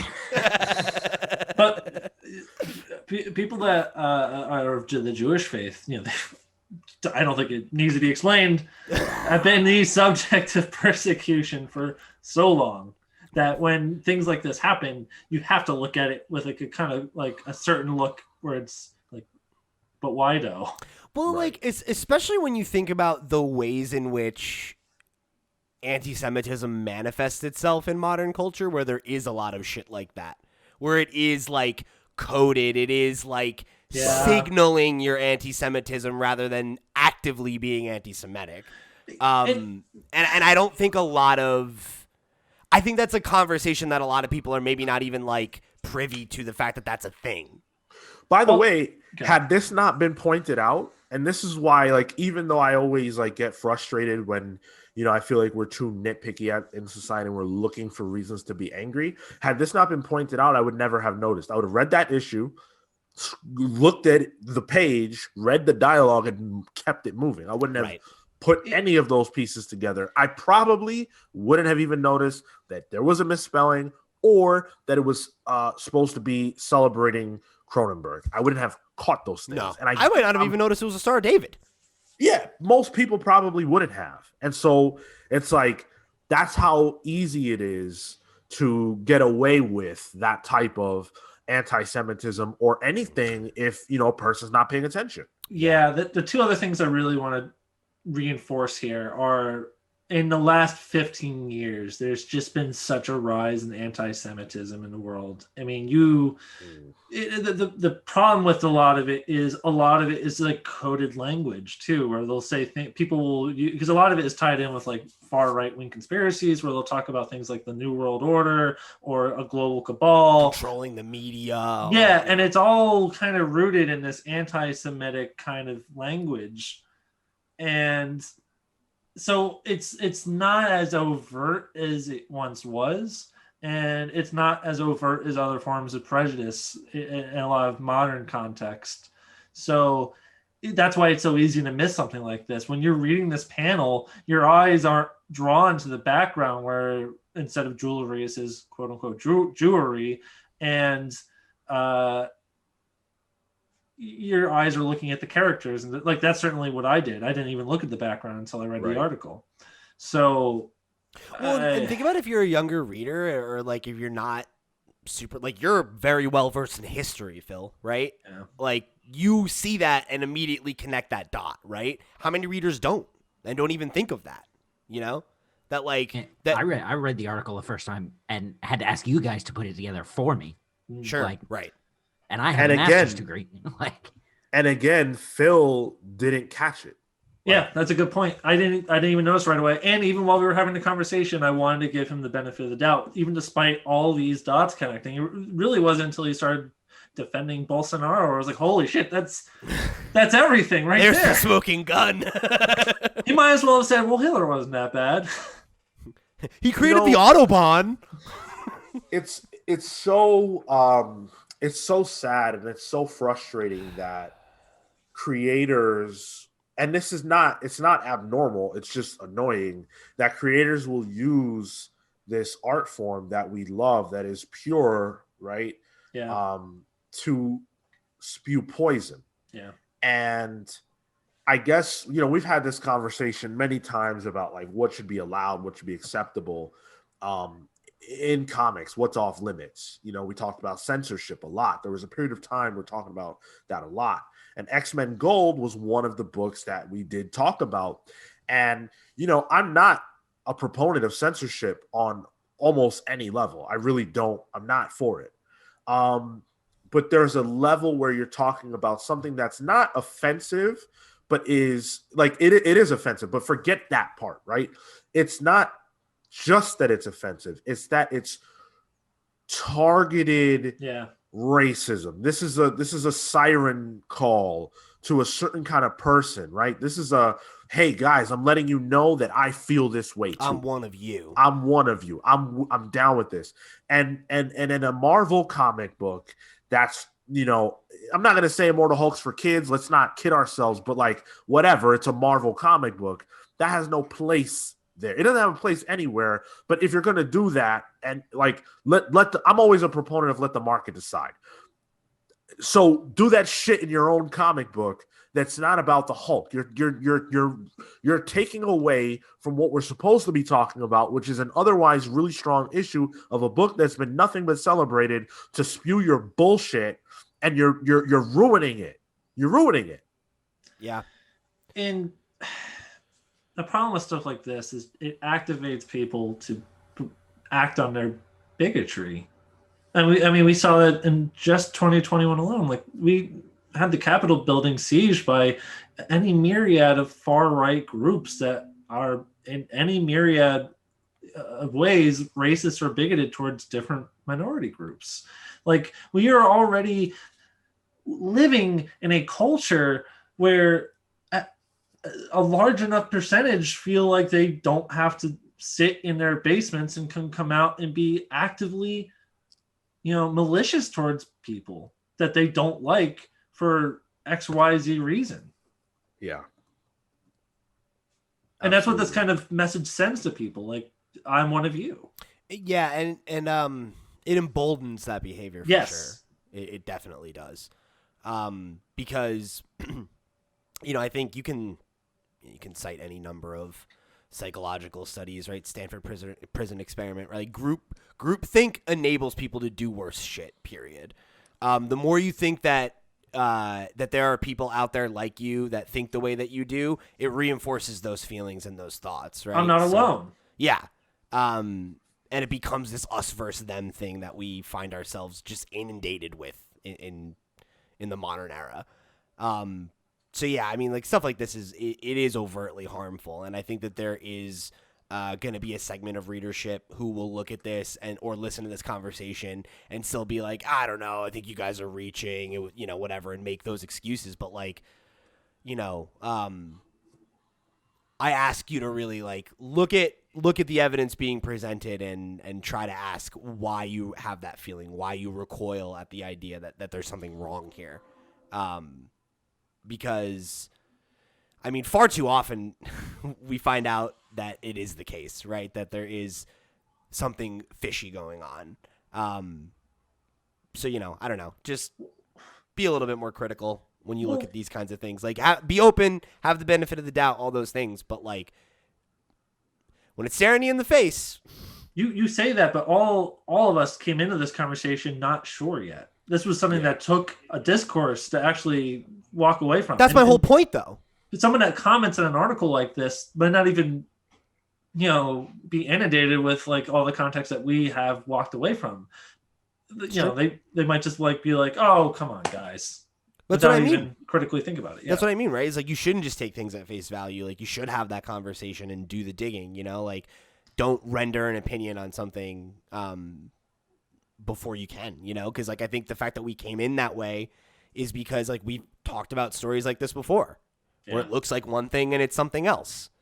And I know I've made that mistake in the past where I've been too quick to be like, this is how I feel about a thing, and like you get more information later, and like I'm trying to learn from that. Sure. So I want to also make the point that, if you had a character who was like let's say a Spanish woman, right, and she owns a bodega, right, that's not offensive. It's a I guess you could say it's a stereotype, but it's also like a real thing. Like a lot of Spanish people own bodegas, right? Yeah. That's just how it is. And so there's a difference. There is a difference. And can a Jewish person in a comic book own a jewelry store? Yeah, 100%. And will there be people offended by that? Yeah, that's how life works. But again, I was trying to illustrate the difference between, okay, yeah, a segment of the audience finds this offensive, but potentially they're too sensitive or whatever. Some things you just have to like let go. But then when you add and add and add and add, right, and it's like, forget the person, forget Joe Bennett. Maybe this was an honest mistake. Maybe it wasn't. We cannot know that. But it's the thought. It's the way that his brain, right, put Jewish person with jewelry store, with Star of David. Like he knitted all of those things together in his mind to get to this page.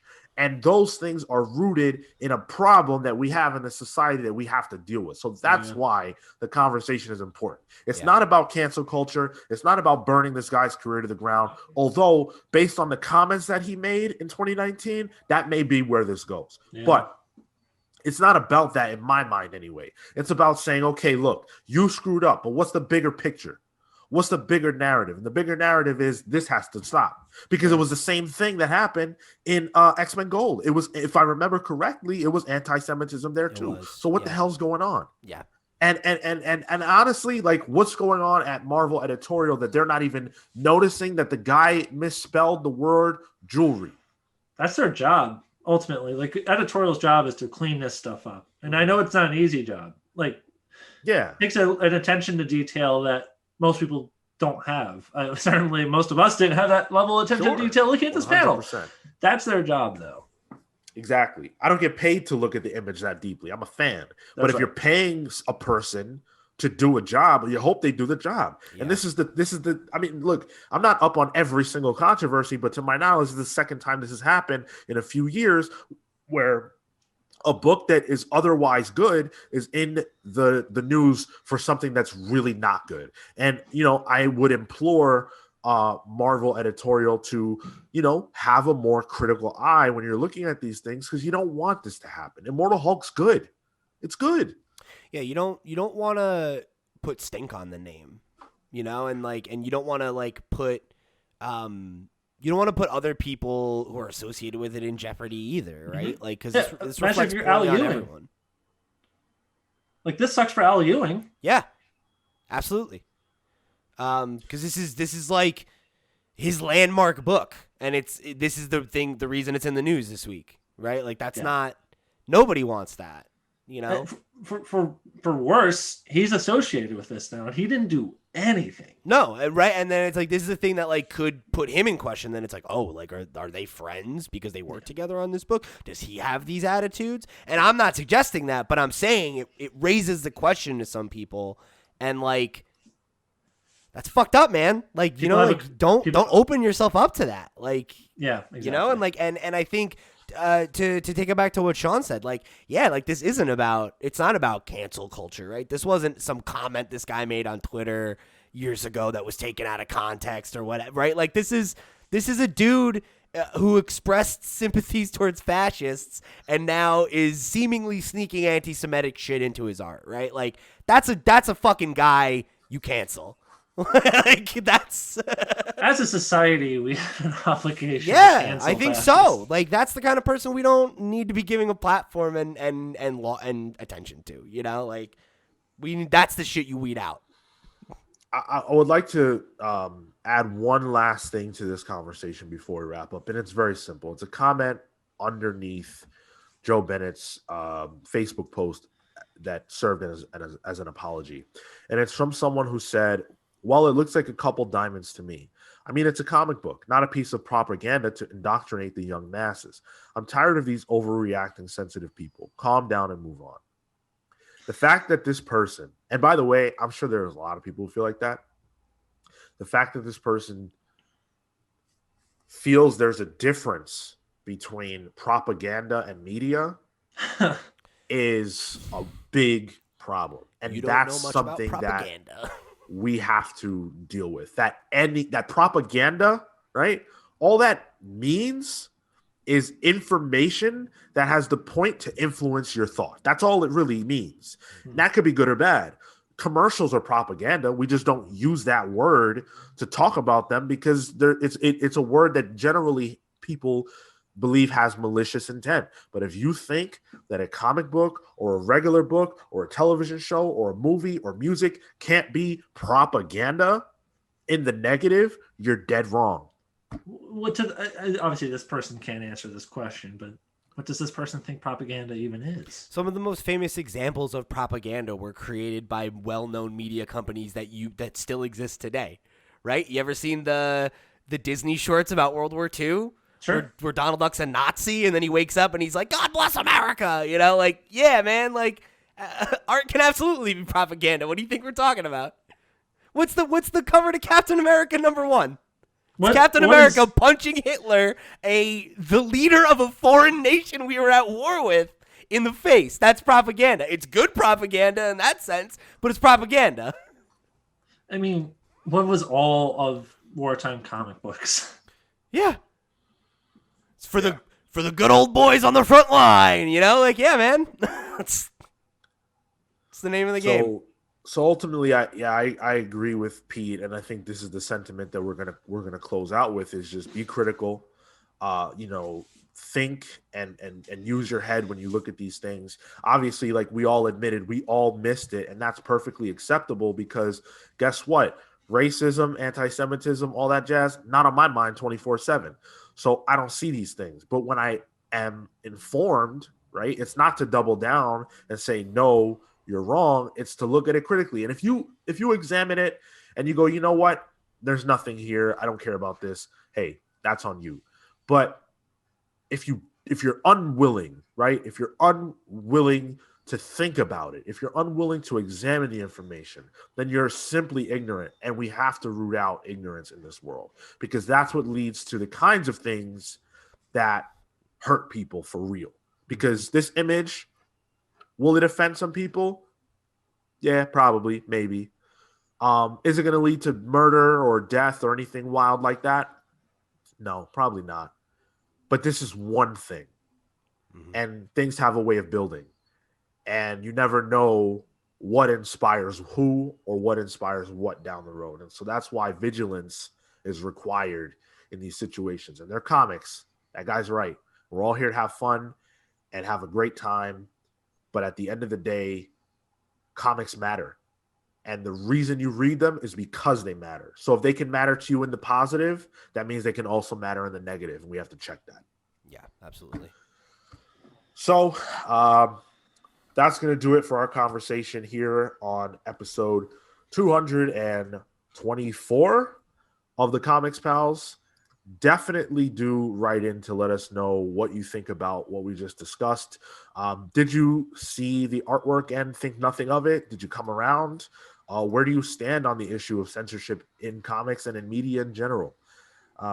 Or you can talk to us about anything we talked about on this episode. And you can do so by hitting us up at thecomicspals@gmail.com, on social media at The Comics Pals. You can even leave us comments wherever it is that you listen to this podcast. And while you're doing that, you can leave us a rating and a review.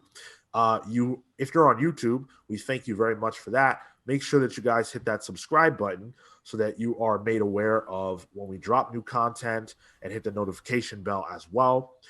You can leave us likes there as well. Share the video. All those things are free to do, and they help us out a lot more than they cost you. Come hang out with us on our Discord server, where the conversations from the podcast always spill over there. Make sure that you guys are listening to We Watched WandaVision. We have a bombshell episode to dissect, so you're going to want to hear that if you're watching that show, or if you're just keeping up with it through podcasts and articles and things like that. We thank you for choosing us if that's the case. And last but not least, we've got a whole host of book clubs for you guys to go ahead and check out, including the one that is upcoming, which is Vision by Tom King and Gabriel Hernandez Walta. It's going to be an awesome episode for an even better book. So definitely come hang out with us and check that out. And our previous book club, which is Civil War, that was a labor of love, at least on my part. Think you guys will enjoy it. If you're a fan of that book, or even if you're not, come listen to us sell you on Marvel's decade-plus-old event. Real quick on Civil War, it went up late because of YouTube scheduling. So if you missed it last week, it's up now. So if it wasn't there when you went for it previously, go watch it now. Awesome. Yeah, go check that out, please. And with that, let's get into the plugs. Pete. Thank you guys for joining us here in another episode of the Comics Pals. If you want to connect with me, I'm at @loud_Pete on Twitter and Instagram. Come chat with me about whatever you are. What are you watching? What are you playing? What are you reading? I'm looking for recommendations. If you want to get some more content from me, you can head over to lootpots.com, where I host a weekly Nintendo podcast called The Potscast, where this month we're trying to get fit with Ring Fit. So if you want to do some exercise, go over there. Do you feel fitter already? I do. I've been working out for a week, and I've been feeling real good. Oh, and my band has a new single coming out next week. So check it out. Long Friend, Time Friend, at LFTF, the band on Twitter. Awesome. Kill. You can find me and my scruffy ass Jimmy Neutron face on Instagram at TotoInto. That's TOTOINTOW. You can find my work at killward.com. That's CALEWAD.com. Got a blast. Phil. Yeah, you can find me at Twitter and Instagram at Cyborg Bebop. It's still plenty of time to donate to the Patreon for Marco, who went bankrupt after investing. GoFundMe. Whatever. his investments in Time Warner blew up on him, so donate to the poor boy so that he can join us in the podcast again. Mr. Marco Animoto. Wishing Marco and his family well. As for me, I am on Twitter and Instagram only at Sean Soapbox. There's so much cool stuff happening right now, I feel. And this year is so exciting for so many different reasons. So hit me up to talk about what you're excited about in media, because there's a lot on the horizon. And I think you're going to start to see us doing more content surrounding things that we're excited for. So stay tuned for all that. And thank you for listening. We appreciate it. With that, we're the Comics Pals signing off. Take care, guys. See you next week. Fuck Nazis.